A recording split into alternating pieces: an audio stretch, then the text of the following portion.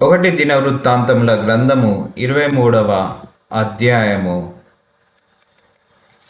దావీదు ఏండ్ల నిండిన వృద్ధుడాయను గనక అతడు తన కుమారుడైన సొలొమోనుని ఇజ్రాయేళ్ల మీద రాజుగా నియమించెను. మరియు అతడు ఇజ్రాయేలీల అధిపతులందరినీ, యాజకులను, లేవీయులను సమకూర్చెను. అప్పుడు లేవీయులు 30 సంవత్సరములు మొదలుకొని అంతకు పై వయస్సు గలవారు కవిలేలో చేర్చబడిరి. వారి సంఖ్య 38,000 పురుషులు.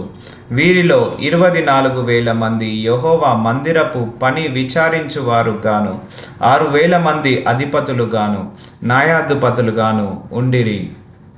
4,000 మంది ద్వారపాలకులుగా నియమింపబడిరి.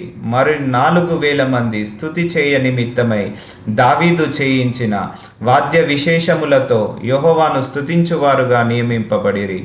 గెర్షోను, కహాతు, మొరారీయులు అను లేవీయులలో దావీదు వారిని వరుసలుగా విభాగించెను. గెర్షోనీయులలో లద్దాను, షిమి అనువారుండిరి. లద్దాను కుమారులు 3: పెద్దవాడగు యోహియేలు, బేతాము, యావేలు. షిమి కుమారులు 3: షెలోమీతు, అజీయేలు, హారాను. వీరు లద్దాను వంశం యొక్క పితరుల పెద్దలు.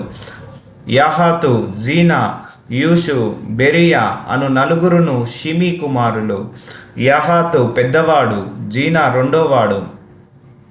యాషూనకును బెరియాకును కుమారులు అనేకులు లేకపోయిరి గనుక తమ పితరుల ఇంటి వారిలో వారు ఒక్క వంశంగా ఎంచబడిరి. కహాతు కుమారులు 4: ఇమ్రాము, ఇస్సారు, హెబ్రోను, ఉజ్జియేలు. అమ్రాము కుమారులు అహరోను, మోషే.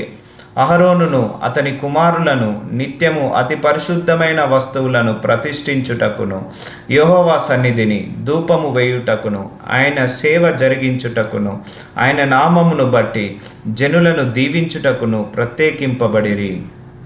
దైవజనుడగు మోషే సంతతి వారు లేవి గోత్రపు వారిలో ఎంచబడిరి.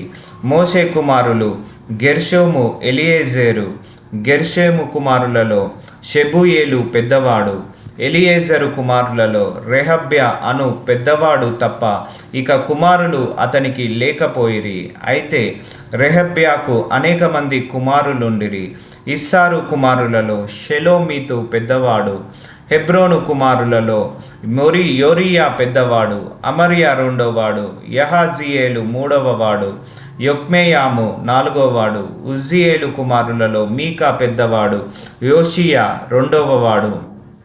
మొరారి కుమారులు మహాలి, మూషి. మహాలి కుమారులు ఎలియాజరు, కీషు. ఎలియాజరు చనిపోయినప్పుడు వానికి కుమార్తెలుండిరి, కానీ కుమారులు లేకపోయిరి. కీషు కుమారులైన వారి సహోదరులు వారిని వివాహము చేసుకొనిరి. మూషి కుమారులు 3: మహాలి, ఎదేరు, యొరీయమోతు. వీరు తమ పితరుల ఇంటి వారిని బట్టి లేవీయులుగా ఎంచబడిరి.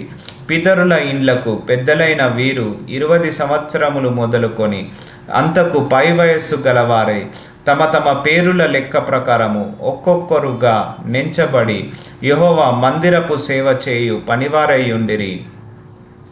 ఇజ్రాయేలీల దేవుడైన యెహోవా తన జనులకు నెమ్మది దయచేసి ఉన్నాడు గనక వారు నిత్యము యెరూషలేములో నివాసము చేయుదురనియు, లేవీయులు కూడా ఇక మీదట గుడారమునైనను దాని సేవ కొరకైన ఉపకరణములనైనను మోయ పని లేదనియు దావీదు సెలవిచ్చెను. దావీదు ఇచ్చిన కడవరి ఆజ్ఞను బట్టి లేవీయులలో 20 సంవత్సరములు మొదలుకొని అంతకు పై వయస్సు గలవారు ఎంచబడిరి. వీరు అహరోను సంతతి వారి చేతి క్రింద పని చూచుటకును వారి వశముననున్న యెహోవా మందిర సేవ కొరకై సాలలలోను గదులలోను ఉంచబడిన సకలమైన ప్రతిష్ఠిత వస్తువులను శుద్ధి చేయుటకును, దేవుని మందిర సేవ కొరకైన పనిని విచారించుటకును, సన్నిధి రొట్టెను, నైవేద్యమునకు తగిన సన్నపు పిండిని, పులుసు లేని భోజ్యములను, పెనములో కాల్చు దానిని, పేల్చు దానిని, నానా విధములైన పరిమాణములు గలవాటిని, కొలత గలవాటిని విచారించుటకును, అనుదినము ఉదయ సాయంకాలం మందు యెహోవాను గూర్చిన స్తుతి పాటలు పాడుటకును, విశ్రాంతి దినములలోను అమావాస్యలలోను పండుగలలోను యెహోవాకు దహన బలులను అర్పింపవలసిన సమయములన్నింటిలోను లెక్కకు సరియైన వారు వంతు ప్రకారము నిత్యము యెహోవా సన్నిధిని సేవ జరిగించుటకును నియమింపబడిరి. సమాజపు గుడారమును కాపాడుటయు పరిశుద్ధ స్థలమును కాపాడుటయు యెహోవా మందిరపు సేవతో సంబంధించిన పనులలో వారి సహోదరులకు అహరోను సంతతి వారికి సహాయము చేయుటయు వారికి నియమింపబడిన పని అయ్యుండెను.